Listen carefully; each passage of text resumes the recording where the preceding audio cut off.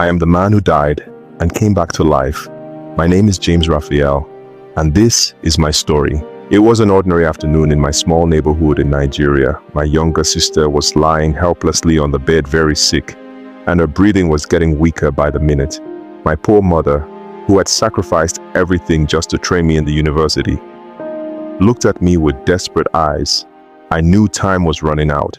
I grabbed a little money and ran toward the nearest chemist to buy medicine that could save my sister's life. Just one pole away from the chemist, something happened. A woman in her late 30s tried to jump across the street gutter, but she missed and fell right inside. Her screams for help cut through my ears. Without thinking twice, I rushed to her side, lifted her out of the dirty gutter, and even picked her purse that had slipped from her hand. I handed it back to her and hurried off toward the chemist, never realizing that her phone had fallen back into the gutter during the struggle. I bought the medicine and quickly stepped out. But before I could take 2 steps, I heard a loud, sharp voice. The same woman I had helped grabbed my shirt and screamed, "He has stolen my phone." What? Accusing me of stealing her phone? Within seconds, a crowd gathered. People didn't ask questions. They didn't wait to hear me out. They rushed at me.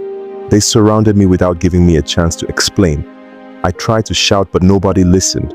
All I could think of in that moment was my dying sister at home, and my poor mother, who had trusted me with her last hope.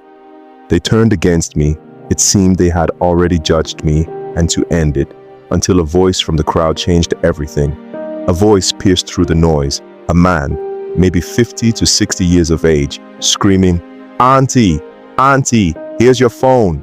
It fell into the gutter when this young man was trying to help you. I tried calling you, but you were moving very fast." But by then, I was already slipping into unconsciousness. The world around me grew dim. The last thing I saw was the angry mob dispersing, blaming the woman for false alarm, while she collapsed in regret. I woke up briefly, not in my room, not on the street, but on a hospital bed. My body was weak and heavy, and every part of me ached.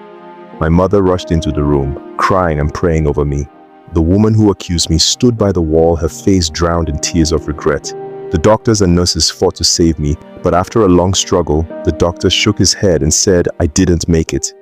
My mother cried out, holding me tightly, refusing to let go. Her voice cracked as she begged, "My son, please come back to me. Please come back." Slowly, everyone in the hospital room began to leave.